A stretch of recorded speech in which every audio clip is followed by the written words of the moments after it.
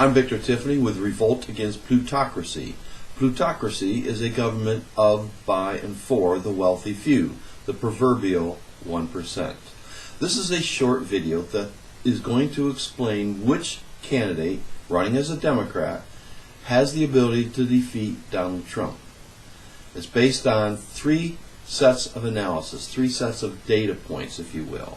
The first comes from French political economist Thomas Piketty, who published a study in 2018 showing that based on 70 years of data showing how voters respond to candidates in the United States, in Great Britain, and in France, that poor people and poorly educated people will not vote.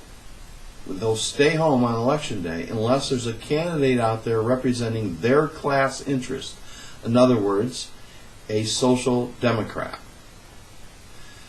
Now, we recall in 2016, a lot of Democrats stayed home. They didn't see Hillary Clinton as representing their class interest, and they certainly weren't going to vote for Donald Trump because neither did he.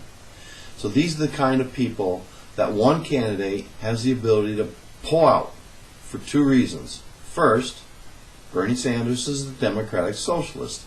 That's an equivalent to social democrat. So he's the kind of candidate who will get poor people to register and vote for him. How are they going to do that? He's got an army of 1 million volunteers. Over 1 million people have signed up to help out Bernie Sanders. So you got people who can go out, find people who are not registered in poor neighborhoods, poor rural areas, and get them registered and track them and make sure they're ready to go on election day and take them to the polling place, help them vote. So he's got the army in position to fulfill Piketty's analysis that these people will vote for someone like Bernie Sanders. But there's two other factors involved too. The first, according to polls in 2016 after the election, 20% of Bernie supporters did not vote for Hillary Clinton. 12% of his supporters voted for Trump. They were Bernie or Trumpers. And this is not an unusual thing, unique to Bernie supporters. In fact, even more of Hillary's supporters voted for John McCain in 2008 rather than Barack Obama. So it's something that happens in a two-party system. In 2008 it was called Party Unity My Ass. But in 2016 it was probably no doubt due in large part to the view and understanding that the Clinton machine robbed Bernie Sanders in the 2016 elections for a wide variety of reasons I don't have time to get into. There was voter suppression, there was election fraud, there was sabotage, infiltration and sabotage of Bernie's campaign. There was all kinds of shenanigans that took place in Nevada. There was a Clinton machine that undermined Bernie's chances of getting enough votes, not to mention the superdelegates. So the system was rigged against Bernie in 2016, and that's probably accounts for why a lot of his supporters gave Hillary Clinton the big middle finger and voted for Trump. But there was also the Bernie or busters. This is a perception, this last 8% of Bernie supporters, this analysis that I'm about ready to convey is unique. You won't hear this from pundits or Democratic strategists on television or the Young Turks. They're not going to cover this. We know this because Revolt Against Plutocracy is the Bernie or Bust gang. We wrote the book on how this strategy should work. And in chapter 10 of Bernie or Bust, the chapter called The Blame Game, we looked at the data, the voting data in Michigan, Wisconsin, and Pennsylvania. And what we were looking at is the increased amount of votes Jill Stein got, Green Party candidate Stein got, because that was the or bust option, or writing in Bernie Sanders. But in Michigan and Wisconsin, they didn't track the write-in votes. That's one reason we dropped the write-in votes, one major reason. If they're not counting votes, we have no way of measuring the effectiveness of or bust. Did Bernie or bust work? So Bernie or bust will work when Bernie is the nominee. But it also works when the nominee, the neoliberal nominee, is defeated. That's or bust.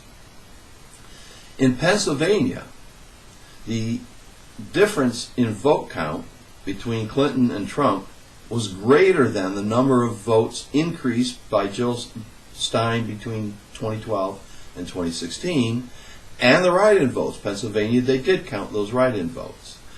And Bernie or bust effort fell short of claiming responsibility for Clinton's defeat in 2016 by just over 3,000 votes. In 2016, we started from scratch. We had no idea how to build a short election cycle movement, electoral movement, using this or bust strategy. We figured this out on the fly last time. If we came that close to declaring responsibility, claiming responsibility for defeat of the neoliberal candidate last time, imagine how much better success we will have this time claiming responsibility for the defeat of any one of Hillary Clinton's delegates last time. If any of these candidates who are running this time were a Clinton delegate last time, they're neoliberals. You don't become, it's one thing to endorse or support, vote for a neoliberal. Maybe you're holding your nose as the lesser of two evils. But when you're a delegate for Hillary Clinton, you are a neoliberal. No matter how progressive sounding these people are, they are neoliberals. They made that clear in 2016. So, this time around, we're starting out, the Bernie or bust effort is starting out with nearly 47,000 subscribers left over last time, subscribers to our newsletter. We already have 1,500 new Bernie or busters this time. We don't have to figure out how to build a movement.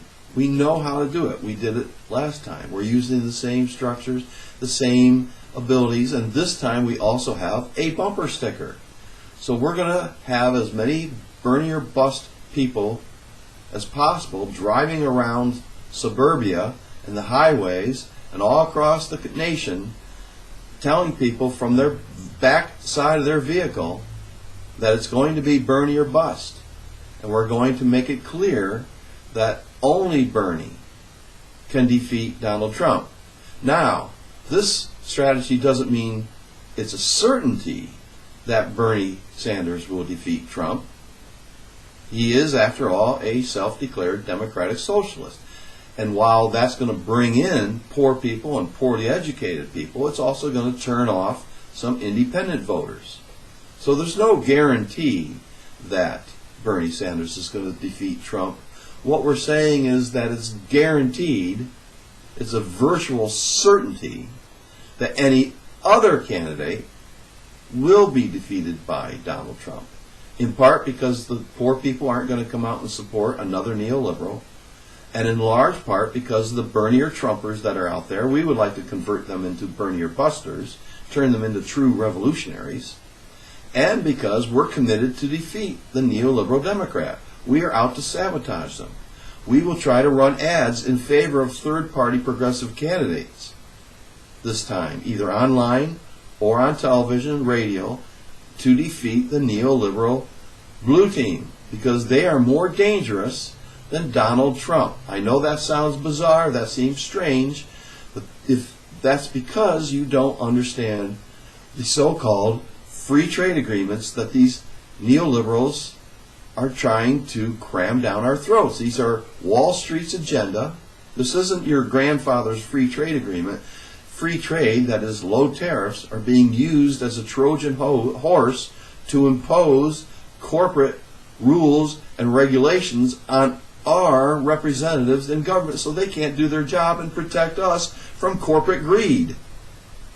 That's Obama's baby, was the Trans-Pacific Partnership. So we don't trust these neoliberals anymore. We don't trust their trade agreements because they are more dangerous than Donald Trump's Supreme Court nominees. That's hard maybe to wrap your head around because you don't understand the threat posed by free trade agreements, modern free trade agreements such as NAFTA and the Trans-Pacific Partnership. So that's why Bernie, and only Bernie, has a shot, a good shot, at defeating Donald Trump. And all he has to do is explain that his democratic socialism isn't Marxism, it's basically FDR progressivism. It's expanding human rights, including the right to food, the right to shelter, the right to potable water, the right to health care, and the right to vote. Right? All these things are being suppressed in this country by neoliberals and, of course, right-wing Republicans. Only Bernie will have coattails because he's going to generate enthusiasm that these neoliberals, these Clinton endorsing and Clinton, part of the Clinton machine, aren't going to get from voters. I'm not Donald Trump isn't going to cut it. It didn't cut it in 2016. It's not going to cut it in 2020. Thank you so much.